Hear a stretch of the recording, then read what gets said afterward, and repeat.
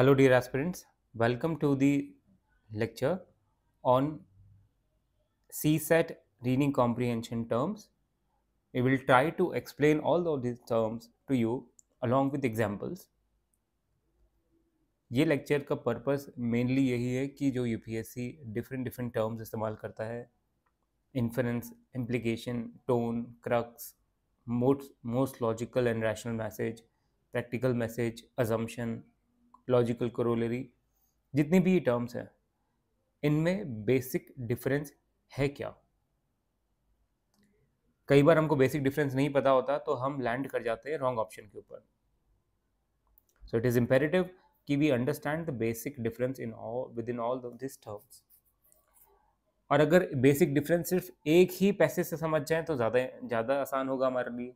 जैसे कि different passage था, उसके अंदर अजम्पशन क्या था, नेक्स्ट पैसेज में हम इन्फरेंस निकाल रहे हैं, तो एक ही पैसेज के अंदर इन्फरेंस क्या होगी, अजम्पशन क्या होगा। इन्फरेंस और अजम्पशन एग्जैक्टली सेम तो नहीं हो सकता, मोर और लेस उनके अंदर आपको सिमिलरिटी दिख सकती है, बट एग्जैक्टली सेम नहीं हो सकता, क्योंकि अगर वो दोनों एग्जैक्टली सेम होते तो दो टर्म्स का इस्तेमाल कभी होता ही नहीं। अगर इन्फरेंस और अजम्पशन आपका एक होता तो दो चीज़ें नहीं होती। लॉजिकल कोरोलरी और इम्प्लीकेशन सेम होता तो फिर दो चीज़ों का हम इस्तेमाल क्यों करते हैं, एक ही बोलते, right. So there is a difference, a very fine difference in all of this. Understanding that difference would help us in boosting our score. Even जो हमारे कुछ पैसेजेस गलत हो जाते हैं कई बार, वो भी हमारे पैसेजेस गलत नहीं होंगे अगर इस डिफरेंस को हम माइंड में रखेंगे हमेशा। तो स्टार्ट करते हैं, पहले इन टर्म्स को समझेंगे बहुत बारीकी से कि टर्म्स हैं क्या। इन्फरेंस का बहुत इस्तेमाल होता है। इन्फरेंस एक कंक्लूजन है, कंक्लूजन माने निष्कर्ष। अब कोई निष्कर्ष हमने निकाला तो निष्कर्ष किसी ना किसी एविडेंस के बेसिस पे होना चाहिए। फॉर एग्जाम्पल, आपने प्लांट को वाटर दिया, तो आप देख रहे हैं कि प्लांट को वाटर दे रहे हैं, उसको और न्यूट्रिएंट्स दे रहे हैं तो उसकी ग्रोथ हो रही है। तो हम ये कंक्लूड कर सकते हैं कि when given optimum nutrients and water, the plant will grow और बिकम हेल्दी। एक निष्कर्ष हम निकाल सकते हैं। एक निष्कर्ष ऐसा सोचें कि जैसे कोई हमारा सामने, हमारे पास एक कोई हिल है, ठीक है, एक हिल है, हिल के पीछे से धुआं निकल रहा है, स्मोक जो है वो विजिबल है, it is a visible thing. Smoke दिख रहा है आपको, फायर नहीं दिख रही है, बट क्या आप ये कंक्लूड कर सकते हो कि the smoke on the hill is due to fire? Fire fire आपको दिख नहीं रही, fire is not being perceived, what you're perceiving is the smoke, but it fire is causally related. There is a cause and effect relationship between fire and your smoke. That's why you can conclude that smoke on the hill is due to the fire, right? So inference जो है वो एक evidence based conclusion है। अगर author ने कुछ evidences दिए हैं किसी बात को बोलने में, तो हम उसके बेसिस पे क्या कंक्लूड कर सकते हैं, that is the inference. Inference हमेशा एविडेंस के बेसिस पे होगा। अगर ऑथर ने पैसेज में एविडेंस उसके बारे में नहीं दिया है तो उस चीज़ के बारे में हम कंक्लूड कर ही नहीं सकते। जैसे कि फॉर एग्जांपल पैसेज है डिफॉरेस्टेशन के बारे में, और वहाँ पे क्लाइमेट चेंज की बात नहीं करी, डिफॉरेस्टेशन उसने सिर्फ बात करी है regarding how forest burning and all of that is happening, या फिर क्लाइमेट चेंज से कहीं उसने रिलेट नहीं किया, तो हम क्लाइमेट चेंज को डिड्यूस नहीं कर सकते। आपको ये ध्यान रखना पड़ेगा, अगर उसने बात नहीं करी तो जिस चीज़ की बात नहीं करी उसका कंक्लूजन ड्रॉ नहीं कर सकते। जो एविडेंस है पैसेज के अंदर उसी को कंक्लूड करेंगे। Implication is what author suggest. अब हमने एक इन्फॉर्मेशन पढ़ ली, एक बात पढ़ ली ऑथर ने जो बोली है, अब कोर्स ऑफ एक्शन क्या होना चाहिए, what is the next step, that is implication. कि ऑथर कुछ ना कुछ किसी ना किसी तरफ हमको डायरेक्ट कर रहा होगा कि भाई सोशल मीडिया का यूसेज बहुत ज़्यादा हो रहा है, सोशल मीडिया की वजह से हमारे अंदर एनजाइटी, डिप्रेशन और फीलिंग ऑफ कंपैरिजन ये सब बहुत ज़्यादा बढ़ रही है। तो ऑथर हमको कहीं लेके जा रहा है, तो वो बोल रहा है कि ज़रूर सोशल मीडिया का जो यूज़ है वो उसका मॉडरेशन होना चाहिए, तो ज़रूर इस तरफ हमको इम्प्लाई कर रहा होगा, कोर्स ऑफ एक्शन यहीं लेके जा रहा होगा, राइट। ये इन्फ्लुएंस से अलग है। इन्फ्लुएंस जो है आपका कंक्लूजन है, राइट। इन्फ्लुएंस जो है वो कंक्लूजन है, इम्प्लीकेशन जो है वो एक कोर्स ऑफ एक्शन है। Inference is never a course of action, it is just a conclusion. जैसे कि कोर्स ऑफ एक्शन यहाँ पे क्या होगा, अगर आपको फायर, अगर स्मोक को बुझाना है, स्मोक को ख़त्म करना है तो फायर को बुझाना होगा, that is the course of action. But conclusion तो ये नहीं है ना। So that is the difference. Tone is the attitude और the mood of the author, किस टोन से बात कर रहा है वो, राइट। जैसे कि मेरी अभी टोन है, ये मेरी टोन एक्सप्लेनेटरी टोन है।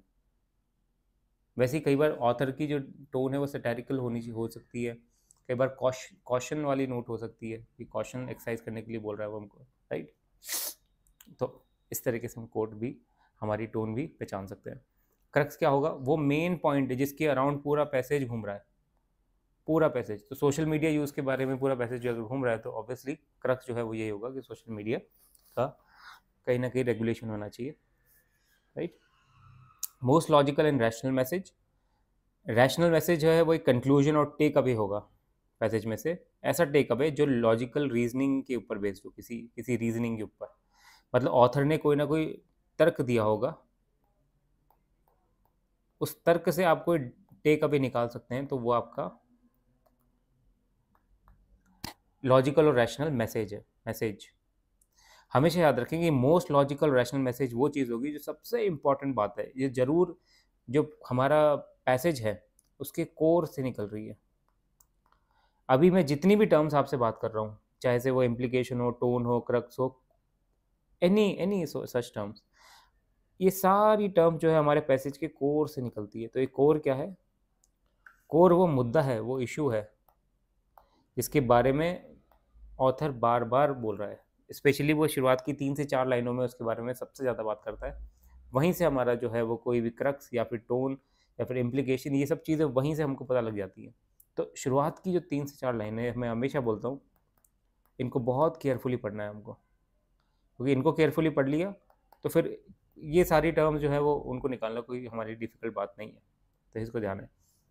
तो लॉजिकल रीजनिंग हम देख लेंगे स्टार्टिंग से कि क्या लॉजिक दे रहा है ऑथर अपनी बात को साबित करने के लिए। जैसे कि सोशल मीडिया में उसने बताया, तर्क दे रहा है कि कहीं ना कहीं इसका मिसयूज़ हो रहा है या फिर इसकी वजह से डिप्रेशन बढ़ रहा है, कुछ उसने डेटा भी कहीं ना कहीं आपको पेश किया है, तो वो सब रीजनिंग है उसकी, राइट।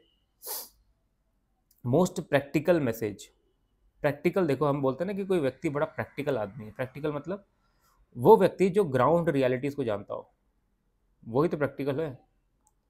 और ऐसी बातें करता हो जो ग्राउंड पे इम्प्लीमेंट हो सके, ऐसी बातें जो ग्राउंड पे इम्प्लीमेंट हो सके, वही तो प्रैक्टिकल बात होगी।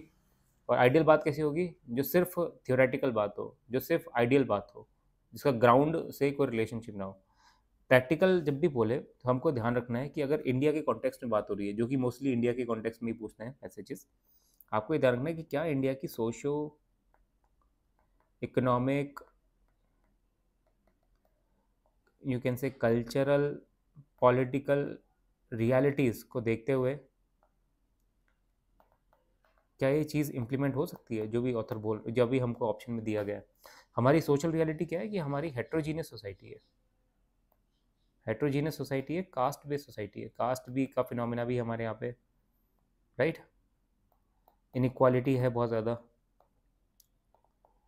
अनएम्प्लॉयमेंट, इकोनॉमिक में हम देखें तो अनएम्प्लॉयमेंट है हमारे यहाँ पे बहुत ज़्यादा, अनएम्प्लॉयमेंट है, डेमोग्राफिक डिविडेंड है, बट वो उसको सही से यूटिलाइज नहीं हो पा रहा है, स्किल डेवलपमेंट नहीं हो पा रहा है इसकी वजह से। सो ये सब चीज़ें हमारी ग्राउंड रियलिटीज़ है, कल्चरल रियलिटीज़ हैं, ठीक है। पॉलिटिकल रियलिटीज़ है कि हाँ हमारे यहाँ करप्शन भी है, वहीं पे एक एस्पिरेशनल इंडिया भी है जो 2047 तक डेवलप होना चाहता है, राइट। तो ये गवर्नमेंट की कुछ प्रायोरिटीज़ है, तो उन सब चीज़ों को देखते हुए क्या ये चीज़ ग्राउंड पे इम्प्लीमेंट हो सकती है, वही हमारा मोस्ट प्रैक्टिकल मैसेज होगा, ठीक है। उसके बाद आता है हमारा सबका फेवरेट अजम्पशन, क्योंकि अजम्पशन में हम सबको कुछ ना कुछ प्रॉब्लम हो ही जाती है। क्यों प्रॉब्लम होती है, सबसे बड़ी बात यह है कि हम अजम्पशन को पता नहीं क्या मान लेते हैं। अजम्पशन एक, आप ये सब लाइनें भूल जाएं, जैसे ये सबको जैसे मैं एक बार काट दूँ तो आप सिर्फ माने कि ऑथर क्या सोच के किसी बात को बोल रहा है, जो उसकी सोच है ना वही उसका अजम्पशन है, उसकी सोच। इसको हिंदी में कई बार अवधारणा भी बोलते हैं, राइट। ऑथर क्या सोच के इस बात को बोल रहा है, ऑथर कि जो सोच है वो हमेशा इम्प्लिसिट होगी। इम्प्लिसिट मतलब जो डायरेक्टली शायद मेंशन ना हो पैसेज के अंदर, बट वहाँ पे कहीं ना कहीं आपको, जब ऑथर को हम सुन रहे हैं तो हमको लग रहा है कि ऑथर जो है कुछ बिलीफ सिस्टम लेके चल रहा है अपना। तो उसका जो बिलीफ सिस्टम है उसका अजम्पशन है, वो बिलीफ सिस्टम है कि हमारा ऑथर अगर बार बार बोल रहा है कि क्लाइमेट चेंज जो है अगर उससे डील करना है तो जो कंट्रीज़ को कोलैबोरेट करना होगा on technological front, economic front और ये सारे फ्रंट, तो हम ये अज्यूम कर सकते हैं कि कहीं ना कहीं ऑथर जो है हमारा वो ये चाहता है कि क्लाइमेट चेंज पे जल्दी से जल्दी एक्शन होना चाहिए। ये बिलीफ सिस्टम है उसका, तभी तो वो बोल रहा है बार बार कि एक्शन होना चाहिए, कंट्रीज़ को कोलैबोरेट करना चाहिए एंड ऑल ऑफ दैट। तो जो उसकी इम्प्लिसिट बिलीफ सिस्टम है हम उसको हम डिड्यूस कर सकते हैं। That is your assumption. अभी हम एग्जाम्पल के थ्रू समझेंगे तो हमको और चीज़ें बड़ी क्लियर हो जाएंगी कि अजम्पशन क्या होता है। लॉजिकल करोलरी भी एक कंक्लूजन होता है, बट ऐसा कंक्लूजन जो इन्फॉर्मेशन से, जो इन्फॉर्मेशन हमको दी हुई है उससे लॉजिकली फॉलो हो। जो भी हमको इन्फॉर्मेशन दे दी है पैसेज के अंदर, उससे हम जो एक लॉजिकल कंक्लूजन निकाल सकते हैं वो हमारा लॉजिकल करोलरी होगा। ये इसमें डिफरेंस ये है कि यहाँ जो इन्फॉर्मेशन है वो चाहे से एविडेंस बेस्ड ना हो, it may not be evidence based. जैसे कि हमको इन्फ्रेंस में एविडेंस की ज़रूरत पड़ती है, लॉजिकल करोलरी में ज़रूरी नहीं है कि एविडेंस दिया हो, सिर्फ लॉजिक के बेस पे, लॉजिक के बेस पे हम कंक्लूजन कर रहे हैं। यहाँ पे एविडेंस के बेस पे कंक्लूजन कर रहे हैं, यहाँ पे एविडेंस के बेस पे कंक्लूजन है और यहाँ पे सिर्फ लॉजिक के बेस पे, कि जो तर्क दे रहा है ऑथर उसके बेस पे कंक्लूजन निकाल रहे हैं। तो ये डिफरेंस है, हमेशा याद रखें इसको, हमेशा याद रखें किसी भी चीज़। एलईडी वाला फॉर्मूला याद रखें, मैं आपको बताता हूँ एक। एलईडी, कोई भी चीज़ लॉजिक से प्रूव हो सकती है, एग्जाम्पल से प्रूव हो सकती है, राइट, या कोई डेटा दिया है उससे भी प्रूव हो सकती है। तो लॉजिक से प्रूव हो रही है तो हम लॉजिकल करोलरी मान सकते हैं। एग्जाम्पल्स है, डेटा है, ये सब है, तो ये तो कहीं ना कहीं हमको एविडेंस मिल रहा है ना, समझे। तो ये हमारा एलईडी वाली चीज़ हमको याद रखेंगे। खैर, हमारे ये टर्म्स हो गई। अब हम देखते हैं पैसेज को और इसके बेसिस पे हम देखने की कोशिश करते हैं कि कैसे इन्फ्रेंस वगैरह ये सब दूसरे से अलग है। तो पैसेज कहता है कि in today's digital age social media platforms have become integral part of our lives, offering opportunities. Integral parts बन चुका है सोशल मीडिया, अपॉर्चुनिटीज भी दे रहा है, एक्सप्रेशन की, सेल्फ एक्सप्रेशन की और कनेक्शन की।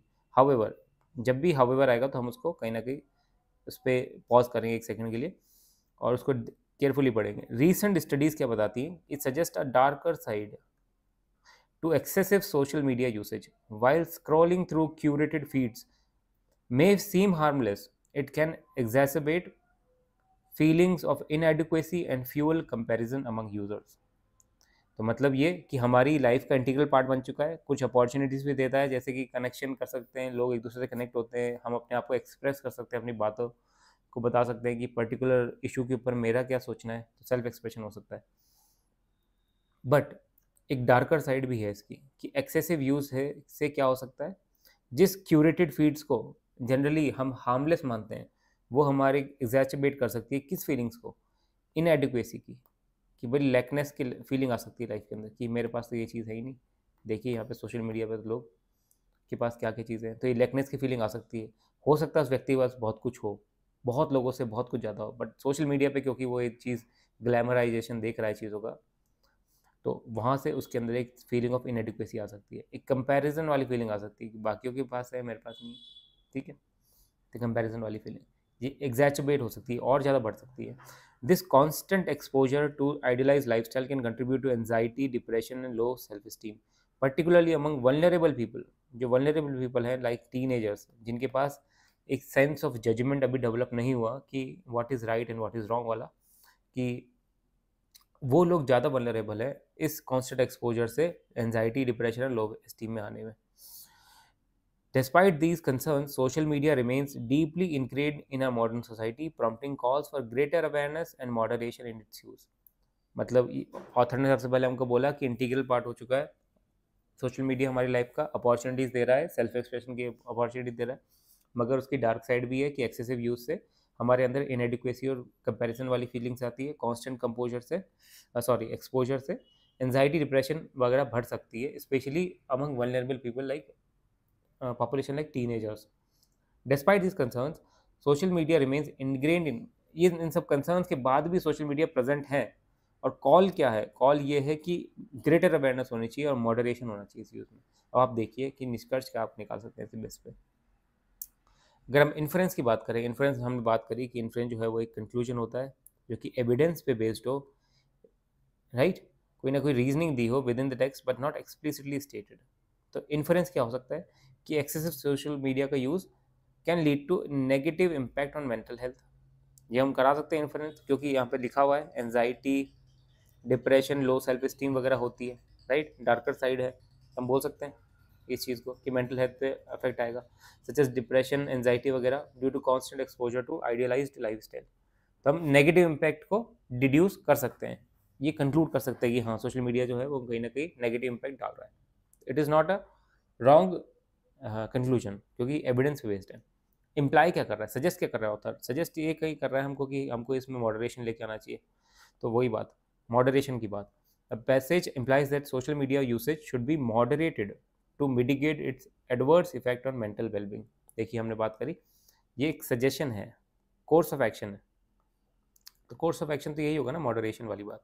कोर्स ऑफ एक्शन ये तो नहीं है नेगेटिव इम्पैक्ट है, ये तो कंक्लूजन है, ये कोर्स ऑफ एक्शन तो नहीं है, ये वाला हमारा फर्स्ट वाला। It is not a course of action but this is a course of action. Underlying tone क्या है? अंडरलाइंग टोन जो है वो बड़ी कॉशन वाली टोन है। ये बोल रहा है ऑथर बार बार कि रिस्क्स हैं सोशल मीडिया के, अगर वहीं पे उसके वाइड स्प्रेड अडॉप्शन भी है तो रिस्क है, एक कॉशनरी टोन है। क्रक्स क्या है पैसेज का? क्रक्स हमने बात करी, वो सेंट्रल आइडिया जिसके अराउंड पूरा पैसेज घूम रहा है। तो क्रक्स क्या है? क्रक्स ये है कि सोशल मीडिया जो है वो कनेक्शन प्रोवाइड करता है सेल्फ एक्सप्रेशन के लिए, बट उसका एक्सेसिव यूज़ जो है वो हमारी मेंटल हेल्थ को हार्म कर सकता है, इसलिए हमको मॉडरेशन की ज़रूरत है। तो क्रक्स जो है वो कहीं ना कहीं इम्प्लीकेशन को भी ले आता है अपने साथ में और इन्फरेंस को भी साथ में ले आता है। क्रक्स जो है वो इन्फरेंस और इम्प्लीकेशन दोनों का एक जोड़ है, इन्फरेंस प्लस इम्प्लीकेशन वगैरह का जोड़ है ये क्रक्स, क्योंकि इसने वो सेंट्रल बात करी है जिसके अराउंड पूरा पैसेज घूम रहा है। फिर मोस्ट लॉजिकल मैसेज क्या है इसके अंदर? भाई मोस्ट लॉजिकल मैसेज तो ये है कि इंडिविजुअल्स जो है उनको माइंडफुल होना चाहिए कि सोशल मीडिया का जब वो इस्तेमाल कर रहे हैं कि कहीं ना कहीं ये चीज़ उनकी मेंटल वेलबींग पे असर डाल सकती है, कोई ना कोई रिस्क हो सकते हैं, राइट? रैशनल मैसेज क्या है? रैशनल मैसेज और लॉजिकल मैसेज बहुत सिमिलर ही होते हैं बट बहुत माइनर डिफरेंस होता है। यूपीएससी जनरली लॉजिकल, रैशनल और प्रैक्टिकल को एक साथ पूछता है या फिर इन दोनों को साथ में पूछता है, ठीक है?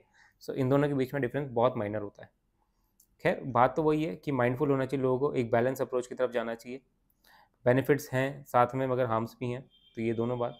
प्रैक्टिकल बात क्या है? प्रैक्टिकल बात मैंने वही बोली जो फीजिबल है और एप्लीकेबल है रियल वर्ल्ड सिचुएशन में, ठीक है? जो ग्राउंड रियलिटीज़ हैं हमारी उसको देखते हुए। अगर मैं बोल दूं प्रैक्टिकल मैसेज कि सोशल मीडिया के इतने सारे इस नेगेटिव इम्पैक्ट है तो सोशल मीडिया को बैन लगा देना चाहिए, तो क्या प्रैक्टिकल बात है? नहीं, हमारा काम ही नहीं हो पाएगा बिना सोशल मीडिया के। अब आज पॉलिटिकल पार्टीज अपने एडवर्टीजमेंट कर रही हैं सोशल मीडिया के थ्रू, पॉलिटिकल जो लीडर्स है वो कनेक्ट हो रहे हैं, लोग अपने अपना को सेल्फ एक्सप्रेशन हो रहा है, एजुकेशन हो रही है सोशल मीडिया के थ्रू, बहुत सारे काम हो रहे हैं। तो क्या प्रैक्टिकल है? नहीं है। प्रैक्टिकल क्या चीज़ है? जो कहीं ना कहीं मिडिल पाथ की तरफ लेके जाए हमको। बुद्धा बोलते हैं ना हमारे मिडिल पाथ, इसलिए बुद्धा के बारे में ही बहुत पूछा जाता है यूपीएससी में। तो मिडिल पाथ की तरफ जो लेके जाए वो हमारा कहीं ना कहीं प्रैक्टिकल बात होगी। तो इसने क्या बोला है? इसने भी ये बोला है कि the most practical message is that individuals can take proactive steps such as setting usage limit और engaging in offline activities to make healthy relationship. तो भाई कुछ ना कुछ ऐसे स्टेप हम लें ताकि हमारा लिमिट जो है सोशल मीडिया का यूसेज कहीं ना कहीं लिमिट हो जाए और हम कुछ ना कुछ ऑफलाइन एक्टिविटीज़ में एंगेज रहें, ताकि सोशल मीडिया से थोड़ा सा ब्रेक ले सके और अपने आप को भी एक लाइफ जो है ऑफलाइन प्रैक्टिकल लाइफ उसको एक्सपीरियंस कर सके, राइट? अजम्पशन क्या है? अजम्पशन मैंने वही बोला कि जो धारणा लेके चल रहा है ऑथर, जो उसकी अवधारणा है, उसका बिलीफ सिस्टम है, उसका बिलीफ सिस्टम ऑथर का बिलीफ सिस्टम क्या है कि ऑथर ये मानता है कि एक्सेसिव सोशल मीडिया यूज़ जो है वो नेगेटिव मेंटल हेल्थ आउटकम को कंट्रीब्यूट करता है। ये हमारा ऑथर मानता है, जब भी तो वो बोल रहा है बार बार नेगेटिव मेंटल हेल्थ आउटकम को कंट्रीब्यूट करता है, like anxiety and depression through constant exposure to idealise lifestyle. अब ये देखिए, यही हमारा ऑथर कहीं ना कहीं इस चीज़ को ही सामने लेके आ रहा है, बोल रहा है। तो ये हमारा अजम्पशन हो गया। अब मैंने आपके लिए एक इम्पॉर्टेंट एक्सरसाइज रखी है। ये एक्सरसाइज बहुत इंपॉर्टेंट है। यहाँ पे आपको मैं एक और पैसेज दूंगा, सॉरी, उससे पहले हम लॉजिकल कोरोलरी की बात कर लेते हैं। लॉजिकल कोरोलरी क्या है, जो हमने बोला, ये एविडेंस बेस्ड नहीं है, ये लॉजिक के बेस पे है। It is not based on evidence, it is based on logic जो ऑथर दे रहा है।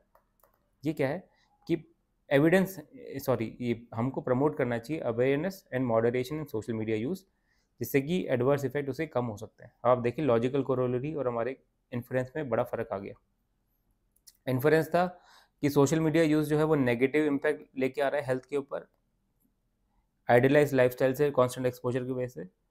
और हमारा जो लॉजिकल कोरोलरी है वो ये बोल रहा है कि हमको अवेयरनेस प्रमोट करनी चाहिए, मॉडरेशन लेके आना चाहिए to mitigate the adverse impact on mental health as suggested by the discussion. ठीक है, तो ये जो है हमारा वो किसी ना किसी लॉजिक पे बेस्ड होगा।